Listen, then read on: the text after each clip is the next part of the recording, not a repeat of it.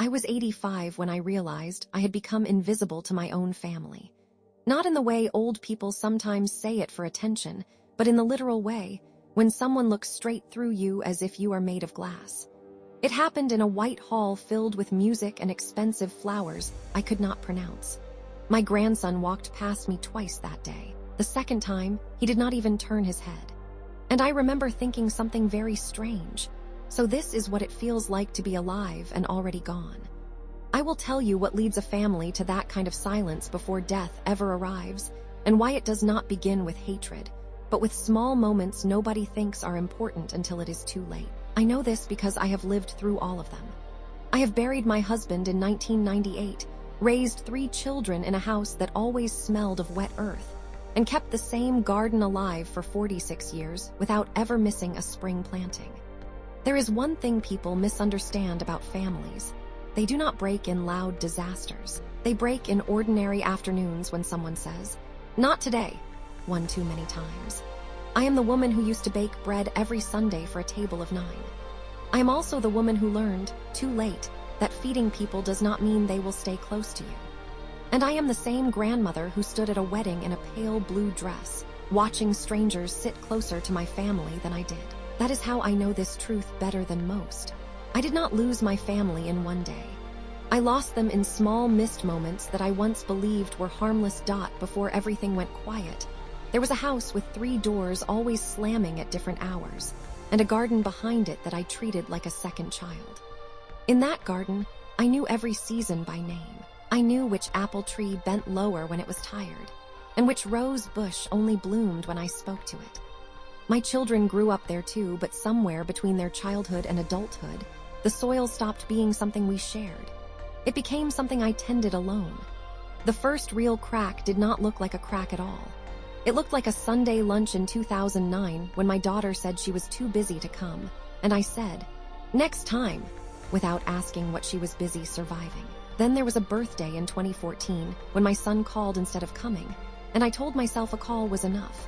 And then there were years when "next time" became a habit so comfortable I stopped noticing it was actually a goodbye in disguise. The wedding came later, much later. A white invitation with gold edges arrived in my mailbox like a polite stranger. It had my grandson's name on it, a boy I once carried on my hip through that same garden, showing him how worms disappear into soil like secrets. I remember holding that invitation for a long time before I opened it. Not because I was surprised, but because something in me already knew I would not be placed where I expected. And still, I went.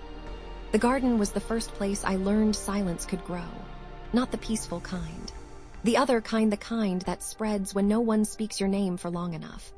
I used to stand there in the mornings at 6:40, coffee cooling in my hand, watching the dew disappear from the grass like it was being erased on purpose.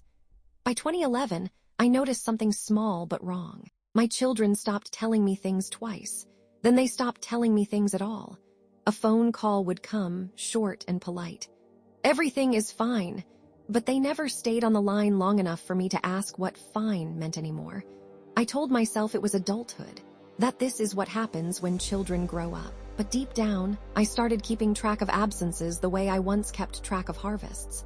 In 2015, my son missed Easter. In 2017, my daughter came for 20 minutes and left before the soup cooled. In 2019, I stopped setting extra plates without thinking.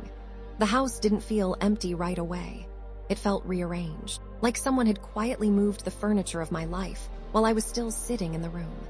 The hardest moment before the wedding did not happen at the wedding. It happened one evening in late autumn, around 1815, when I stood in the kitchen holding a bowl of dough that had already risen too much. I called my granddaughter's name by habit just to tell her supper was ready. No one answered, not because no one was home, but because no one expected me to call anymore. I stood there listening to the refrigerator hum like it was the only thing still willing to respond to me. And for the first time, I realized something I had been avoiding for years. I was still feeding a family that had already started eating somewhere else. The garden changed too, slowly, cruelly, without announcement. The roses I once pruned with pride began to grow wild at the edges. The apple tree dropped fruit too early, as if it had stopped believing in timing. I remember one morning in 2020, counting 12 apples on the ground and thinking this is what abandonment looks like when it becomes visible. Still, I worked, because work is easier than admitting loss. And then came the wedding invitation. It was not cruel on purpose. It was polite. That was what made it worse. My grandson's name. A date. A place I had never been. And at the bottom, a line that I read 3 times before understanding it fully. Seating will be arranged accordingly. I remember laughing once, quietly, in my kitchen. Not because it was funny, because I suddenly understood I had become accordingly. The morning of the wedding came without drama. Just a thin, gray light at 5:50, sliding through the curtains like it was unsure whether it had permission to enter my house. I wore the blue dress I had kept for years.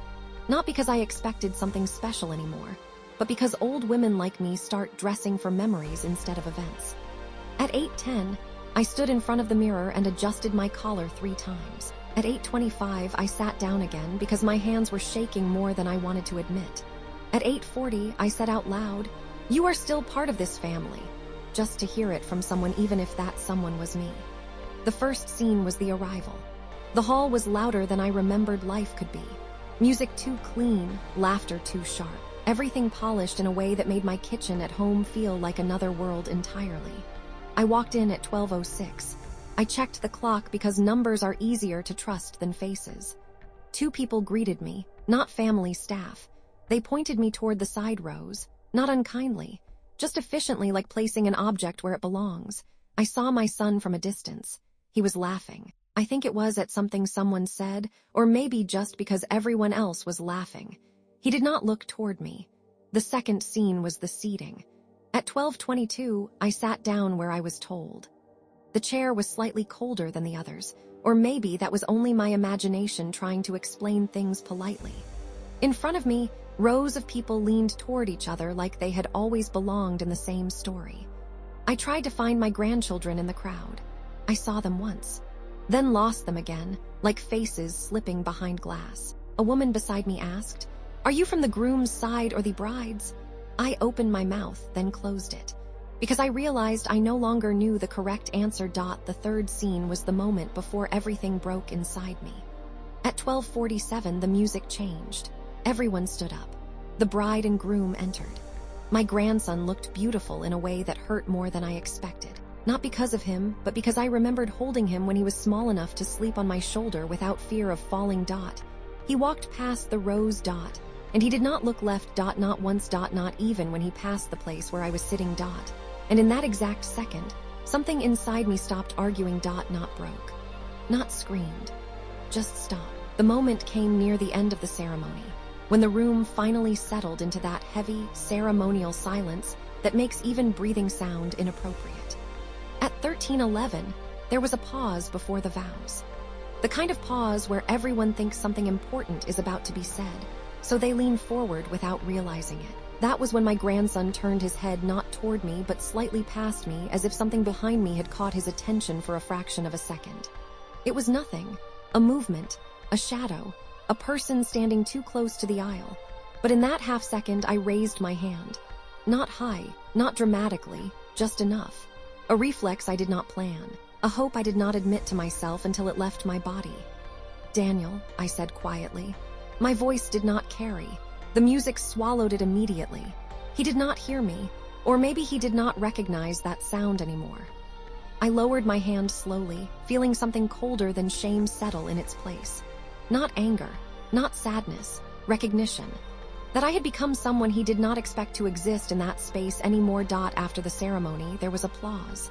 Long, clean, practiced. People stood, hugging, kissing, photographing moments they would remember differently later. I stayed seated for a few seconds longer than everyone else, just to understand what sitting meant now. Then I stood up. Slowly. Carefully. Not because I was weak, but because I suddenly understood there was no urgency left for me here. I walked out of the hall at 13:26. No one stopped me. No one called my name. The doors closed behind me without sound. Outside, the air was colder than I expected, as if the world had not adjusted its temperature for the fact that something important had just ended for me. And that was the moment I understood something I had spent years refusing to see. I had not been pushed away in one act. I had simply not been reached for in a very long time. The garden was waiting for me when I came home. Not the way it used to wait, full of color and noise and expectation, but in the quiet way abandoned places wait, as if they are still remembering how to belong to someone. I stood near the old apple tree at 1410. The same tree my grandson once tried to climb and failed because I told him, "Not that branch, it's tired." That day, I understood something I had never been able to name properly. We do not lose families suddenly. We thin them out. One missed call becomes a habit. One absence becomes normal. One silence becomes a language no one questions anymore. And by the time you notice, everyone is fluent in not needing you. I used to think love was a constant thing, like the garden soil, always there under your feet even when you don't look at it. But at 85, I learned a different truth. Love that is not practiced becomes memory, and memory does not sit at the table. If I could rename what happened to me, I would not call it rejection. I would call it slow forgetting. Because nothing was taken from me in a single moment. It was simply no longer reached for, over and over again, until my place in their world became optional. And optional things, no matter how loved they once were, are the first to be left behind when rooms get full. You might think I am speaking about weddings or children or distance. But I am not. I am speaking about the small sentence you say when you are tired. Next time. The message you do not answer because you will answer later. The visit you postpone because there will always be another spring. And now I want to ask you something I never asked myself in time. How many small moments do you think it takes before someone stops looking for you in a crowd? Not all at once. Just enough times that they stop turning their head when your voice should be familiar. Because I stood in a wedding hall full of people who once knew my name and realized something I cannot undo. They did not forget me in a day. They simply learned how to live without reaching for me. The garden was still there when I went back that evening at 18:03. The same soil, the same air, the same quiet that does not ask questions. I touched the apple tree bark and said nothing.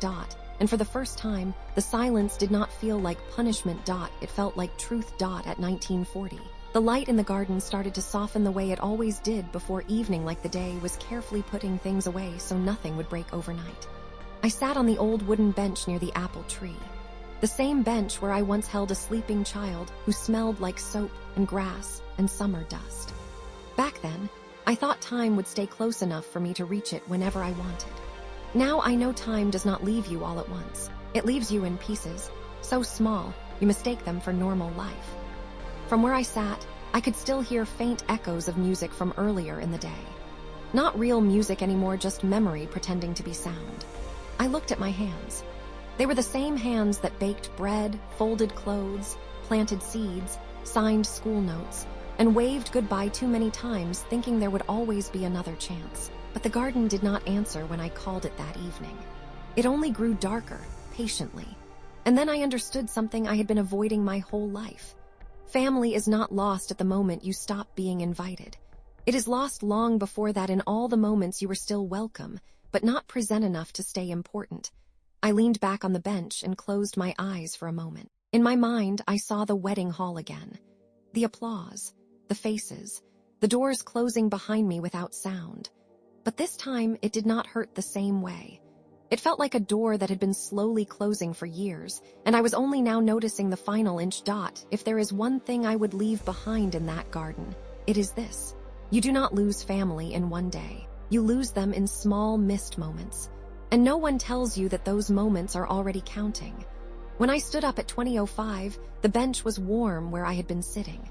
For a second, I almost stayed longer, as if staying could change what had already happened. But gardens do not keep you. They only remember you. And I walked back into the house alone, knowing something I wish I had known when my children still turned their heads when I called their names. Not everything broken is loud. Some things simply stop coming back.